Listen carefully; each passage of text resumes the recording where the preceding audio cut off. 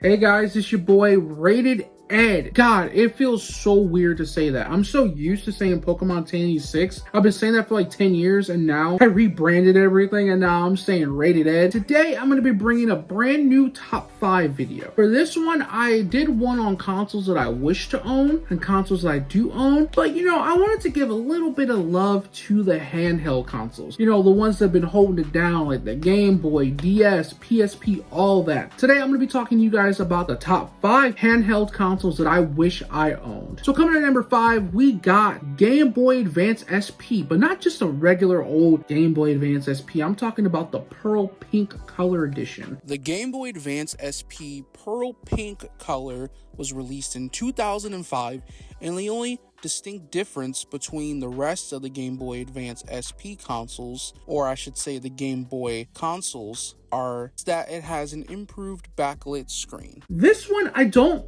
know why. I do know why. The hell am I talking about? So for this one, I really want that because back in the day, I had a blue one. Pink's my favorite color. I'm gonna keep it real. Pink and blue are my favorite colors, and I think it would be pretty dope to have a pink Game Boy Advance SP. Now, when I was at Toyman Show here in, good old STL, doing some stuff for my podcast, and I saw that they had one. A couple that I usually buy a lot of retro games and video games from and all sorts of stuff. They had one and I should have bought it, and then I ran across it at another store here in the good old STL and I should have bought it, but I kind of passed on it. I really regret it. I had so many fond memories of my Game Boy Advance SP. I loved that thing, and I loved that they had like that improved backlit screen. Mwah, chef's kisses. Now, I only had just a few games for it. Like I had Power Rangers Dino Thunder, Harry Potter and the Prisoner of Azkaban. I had a couple Video Now things, and then I had Crash Bandicoot. So coming in at number 4 is something that I really want, not only as a video game lover and collector, but as someone who avidly collects Pokemon memorabilia. The special edition Game Boy Color Yellow Pikachu. Kind of set that backwards. It's the yellow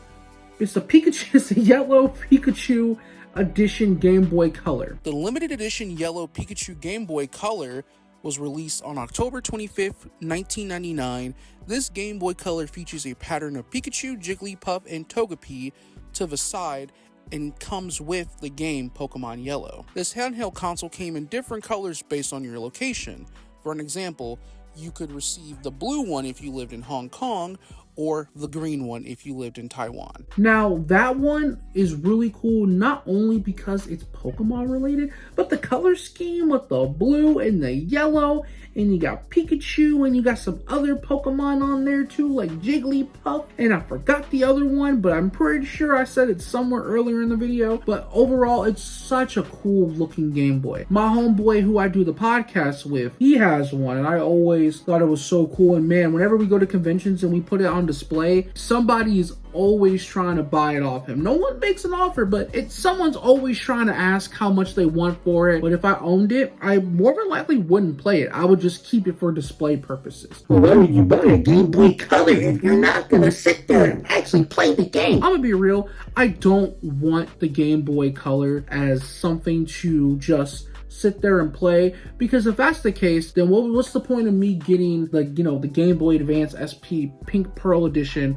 Or better yet, what would be a point of me wanting to get a Game Boy Pocket or something kind of like that? Because if that's the case, I'd do something like that. But no, that would just be for display purposes only. Alrighty, so coming in at number 3, and that is the new 3DS XL. The new Nintendo 3DS XL was released on February 13th, 2015. Features a more powerful processor, face tracing for improved 3D viewing angles, and an additional ZL and ZR shoulder buttons, and a new C-stick. Certain games did release for this handheld and can only be played on this exact handheld. Now, again, I already have a red 3DS XL. I mean, yeah, it's cool, but I, for whatever reason, want this, not only because it's a newer model, but there are certain exclusive games that you can only play on the new 3DS XL. I also think it's really stupid.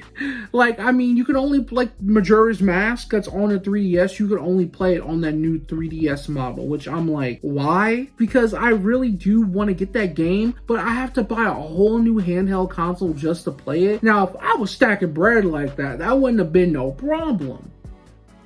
but I ain't stacking bread like that. So that is a problem. So coming in at number 2, Steam Deck OLED. The Steam Deck OLED was released on November 16th, 2003. The website states you can get either a 512 gigabyte or a 1 terabyte gigabyte system. The Steam Deck has sold 1.2 million or more units since its release. That's to assume that it's the combined sold units of both the LCD and the OLED models of the Steam Deck, with all storage spaces available. So there's only a certain amount of quantities that they made for the OLED and the LCD models of the Steam Deck, and I really wanted one just for the sole purpose of I would be able to play Steam games wherever I go. Like, do you know how gold that is? Like, do you know how awesome of a device that is? Like, I wouldn't even get like a small gigabyte. I would have to get like a 1 terabyte one or like a 512 gigabyte just because I want as much space as possible. And I mean, I used to have an old HP laptop that I would play Steam games on, but right now I'm rocking a MacBook, and on a MacBook Pro you can't really play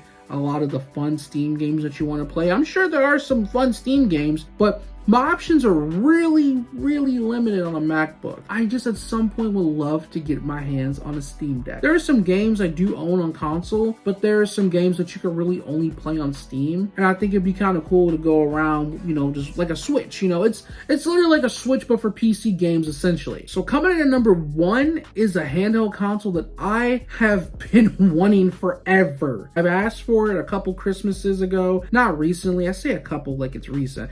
As a kid, I asked for it during a couple Christmases. I'm pretty sure, depending on the retro store I go in my area, I'm sure I could find one if they even have one available. It's not just one, but there's 2. But it's the same thing, just different models, essentially. PSP 3000 and the PSP Vita. The PSP 3000 released in North America on October 14th, 2008. It has an improved LCD screen with an increased color ranger with 5 times the contrast ration and has halved pixels process. You know what, guys? I'm gonna be real. I ain't no tech channel. I ain't finna say all this shit.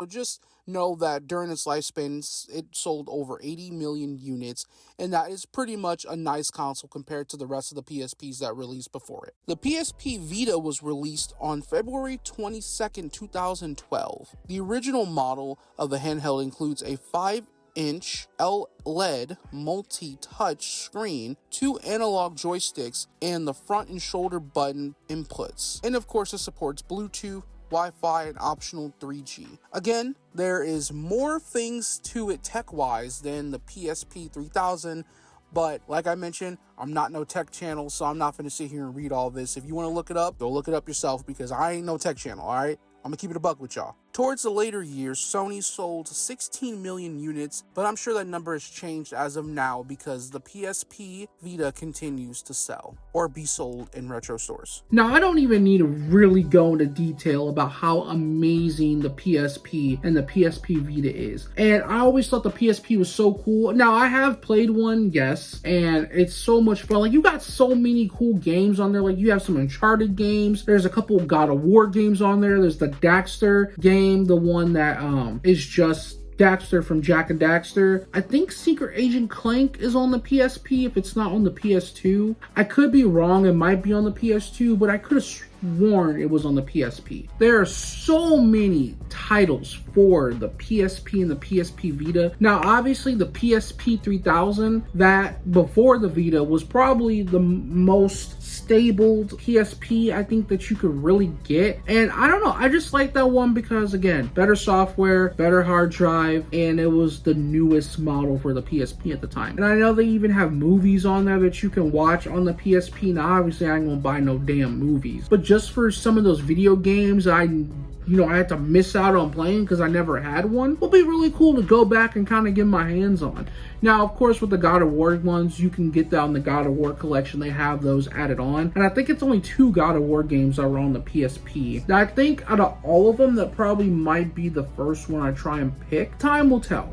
And money will tell too. You know, you gotta have some of that bread. But anyway, guys, thank you so much for tuning in for another top 5 video with your boy. And I'm sure some of you guys out there had fond memories with some of these handhelds. And if you did, tell me the stories down in the comments below. You know, I would love to sit and hear all the stories, read the comments. If you like what you see on the channel, leave a like, dislike if you didn't, subscribe to the channel if you are brand new. Links to all my socials in the description below. Alrighty guys, it's been your boy Rated Ed, and your boy is out of here. How many times am I gonna say your boy?